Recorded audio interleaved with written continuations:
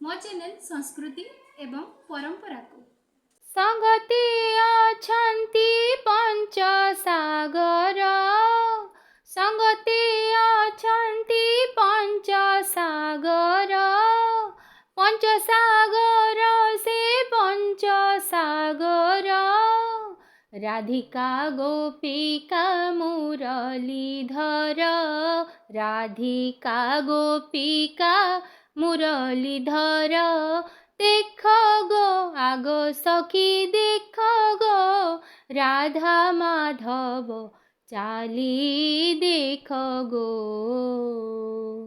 84 जनिरु मुक्ति पाइबार दिन बा पवित्र भौरी जात्रा। पवित्र भौरी जात्रा आजी भ्रमिबे जगन्नाथ।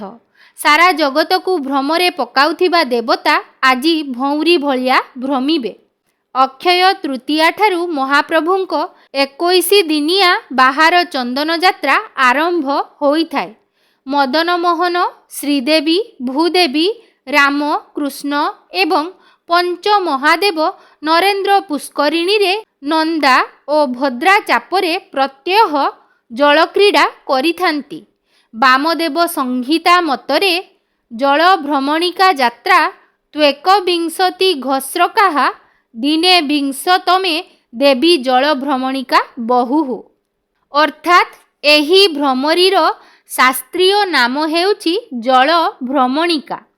एहा 20 दिवस बा 20तम दिवसरे अनुष्ठित होइथाय। एहार तात्पर्य हेउछि जे एही नौक्रीड़ा को दर्शन कले मनुष्यर 20 दशाभोग सुखद होइथाय। अर्थात पुष्करिणीर प्रति कण सहित सहित मध्य भाग को मिसाई समुदाय 21 घेरा नौका भ्रमण अनुष्ठित होइथाय। चंदन जात्रार 20तम दिवसरे भौरी जात होइथाय।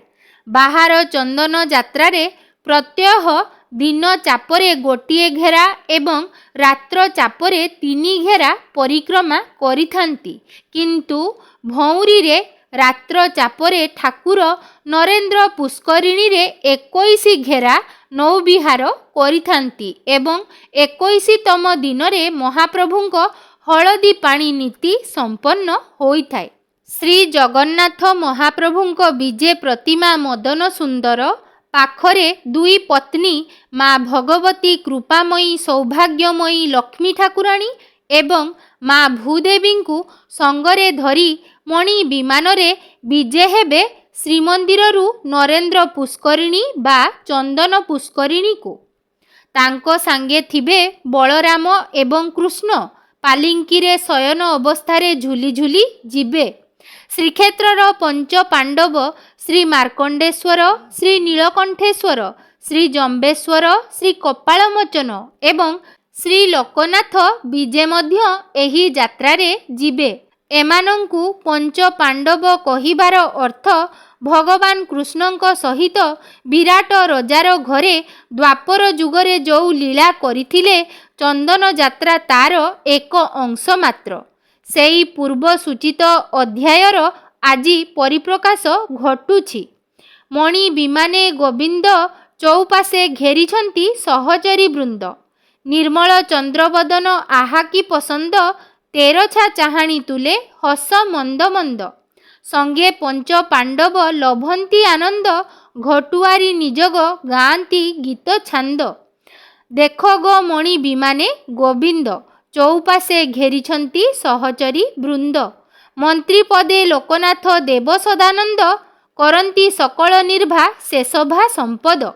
बड़दाण्ड उछुलाई गह गह नाद, शंख भेरी तुरी घंट काहाली शबद।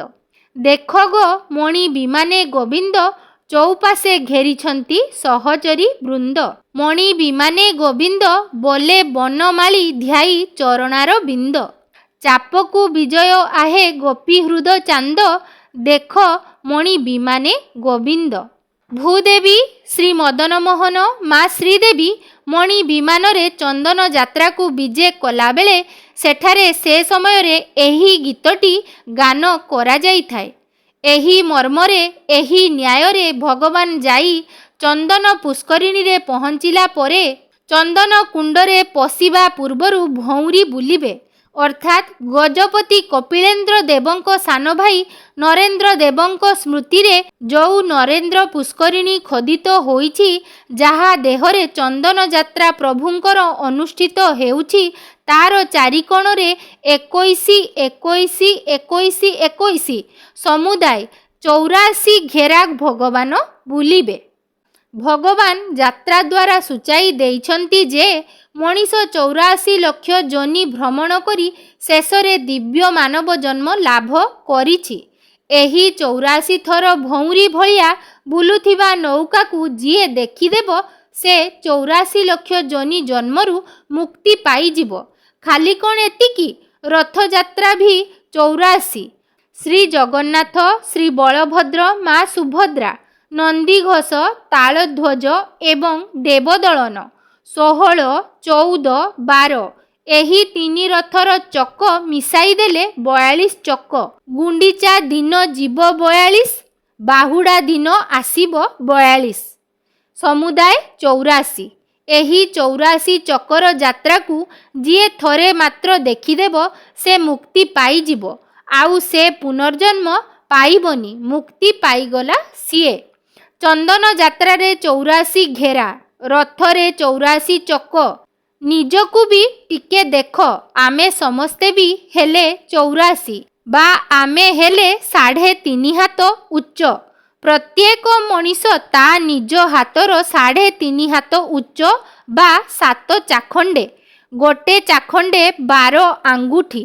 12 ଗୁଣନ 7 ସମାନ 84 ଆଙ୍ଗୁଳି। ଆମର ଉଚ୍ଚତା ପାଦଠାରୁ ମୁଣ୍ଡ ଯାଏଁ। ନିଜ ଆଙ୍ଗୁଳିରେ ମାପିଦେଲେ 84 ଆଙ୍ଗୁଳି ଆସିବ, ତାଠୁ ଅଧିକା ନୁହେଁ। ହେ 84 ଆଙ୍ଗୁଳି ବିଶିଷ୍ଟ ମଣିଷ, ଏ 84 ପ୍ରକାର ଭ୍ରମଣ କରୁଥିବା ବା ଭ୍ରମୁଥିବା ଭଉଁରୀ ଯାତ୍ରାକୁ ଯିଏ ଦେଖିବ, ସେ ଯୋନି ଜନ୍ମ ପାଇବନି, ମୁକ୍ତି ପାଇଯିବ। ଏହା ହେଉଛି ପବିତ୍ର ଭଉଁରୀ ଯାତ୍ରାର ମହତ୍ତ୍ୱ। ଜଳ ଭ୍ରମଣିକା ଯାତ୍ରା ତ୍ୱେକ ବିଂଶତି ଘୋସ୍ରକାଃ ଦିନେ ବିଂଶ ତମେ ଦେବୀ ଜଳ ଭ୍ରମଣିକା ବହୁଃ। ତେବେ ପବିତ୍ର ଜ୍ୟେଷ୍ଠ କୃଷ୍ଣ ସପ୍ତମୀ ବା ଶ୍ରୀକ୍ଷେତ୍ରେ ଭଉଁରୀ ଯାତ୍ରାର ପାବନ ଅବସରରେ ନରେନ୍ଦ୍ର ପୁଷ୍କରିଣୀରେ ଠାକୁରମାନଙ୍କର ଉଭୟ ଦିନଚାପ ଏବଂ ରାତ୍ରିଚାପ କିପରି ଭାବରେ ମହା ଆଡ଼ମ୍ବରର ସହିତ ପାଳନ କରାଯାଇ ସାରିଲା ପରେ ମହାପ୍ରଭୁ ମଣି ବିମାନରେ ବିଜେ ହୋଇ ଶ୍ରୀମନ୍ଦିରକୁ ବାହୁଡ଼ା ବିଜେ କରିଥାନ୍ତି, ସେହି ଅପୂର୍ବ ମନୋହର ଦିବ୍ୟ ଦୁର୍ଲଭ ଦୃଶ୍ୟକୁ ଆମେମାନେ ମଧ୍ୟ ଆଗକୁ ଭିଡ଼ିଓ ମାଧ୍ୟମରେ ଦେଖିନେବା। ଚାଲନ୍ତୁ।